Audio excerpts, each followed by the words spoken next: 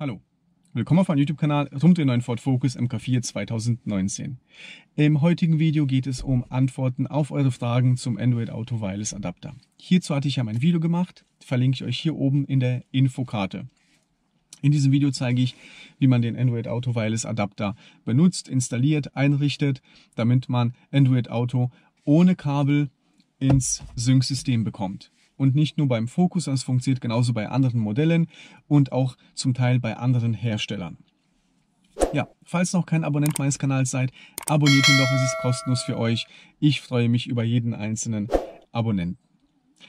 Okay, fangen wir an mal mit den Fragen. Viele Fragen oder Kommentare gingen in die gleiche Richtung. Eigentlich hatte ich die Idee gehabt, jede einzelne Frage zu nehmen und auf die zu antworten.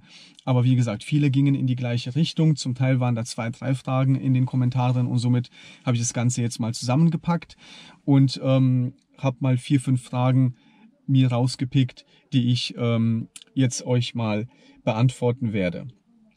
Also, die erste Frage natürlich, die viele gestellt haben: Braucht man es?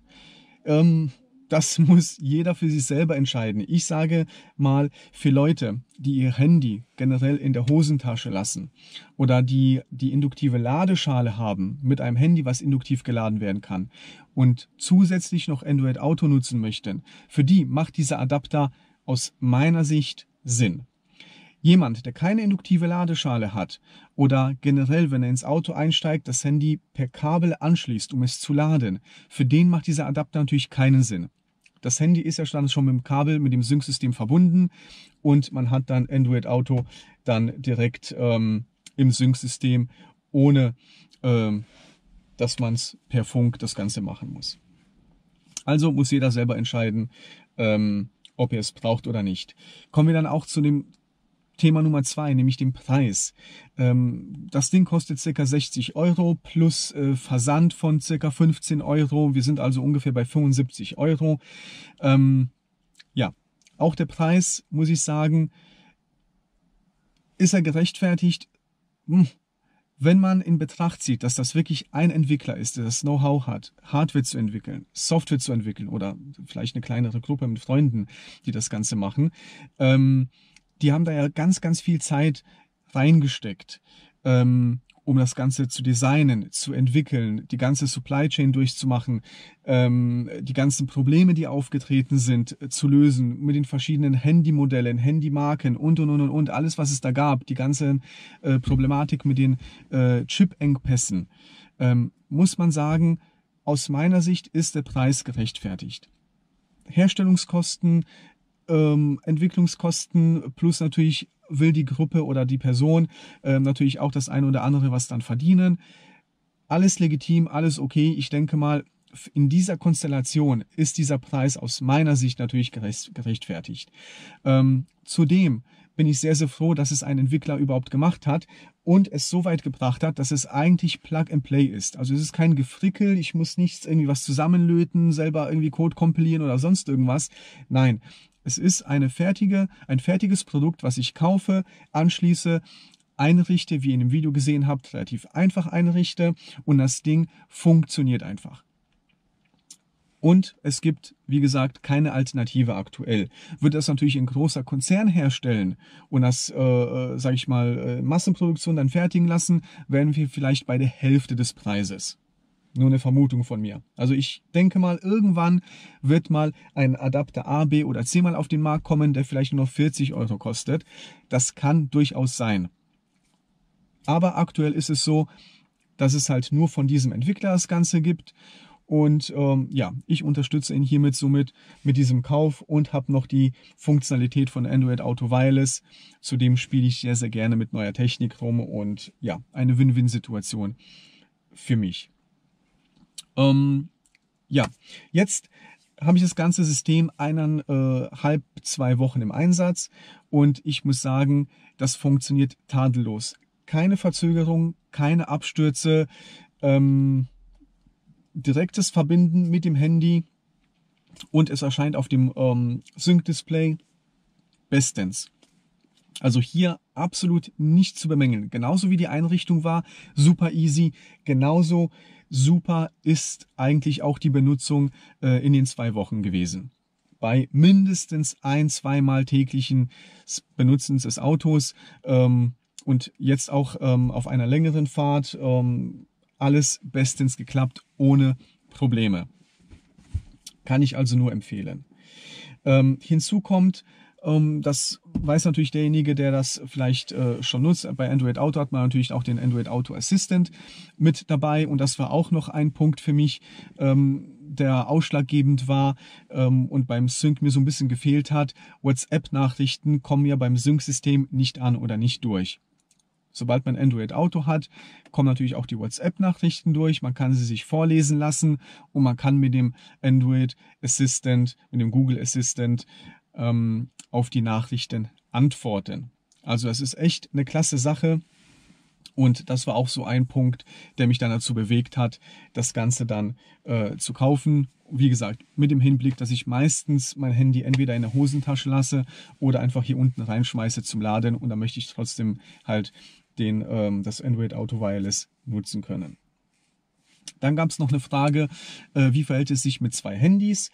Man kann 2 Handys mit diesem Adapter verbinden, koppeln. Ja, das funktioniert. Es ist so, wenn dann Handy 1 einsteigt und losfährt, funktioniert natürlich das Handy. Handy 2 einsteigt, losfährt, funktioniert auch dieses Handy 2. Wenn beide gleichzeitig ins Auto einsteigen, ist das Handy, was sich zuerst mit dem Adapter verbindet, quasi wird bevorzugt und über diesen läuft dann Android Auto Wireless. Das zweite Handy bleibt dann quasi stumm und startet im Hintergrund nicht die Android Auto Wireless Dienste oder Android Auto Dienste und erscheint auch nicht im Sync Display. Es erscheint auch keine Meldung, dass ein zweites Handy ist oder man irgendwie umswitchen möchte. Das passiert nicht. Zumindest mal Stand heute.